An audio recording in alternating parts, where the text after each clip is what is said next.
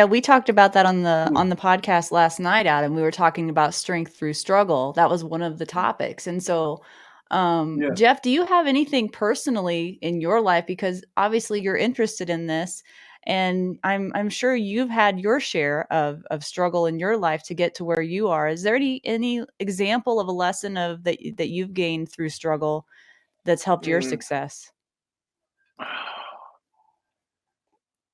That is a good question, and it's like the at the point in my career where I'm at right now, the one thing that I could say that probably stands out would probably be persistence and tenacity, and Mm, that's one of the common themes that we're hearing from our guests. That you're going to be facing obstacles and challenges. You're going to have setbacks. You're going to have failures.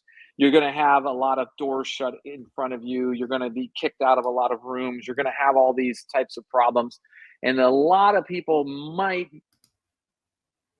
be tempted to kind of like throw the towel in after one or two.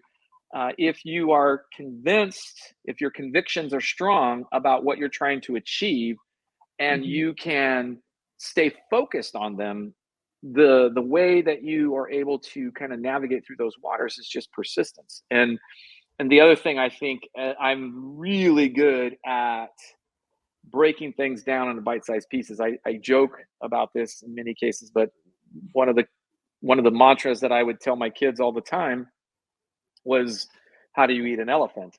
And the answer is, one bite at a time. So, that same kind of life lesson that I've tried to pass on to my kids was because that's how I saw success in my career. Looking like ginormous obstacles, huge barriers, whatever you want to call them, breaking them down into bite-sized pieces allowed me to navigate on the board and overcome them. So that's kind of like those two things: persistence, tenacity, as well as just taking things in smaller bite-sized pieces until you can finally, mhm. overcome there'll come a point when the momentum shifts in your favor.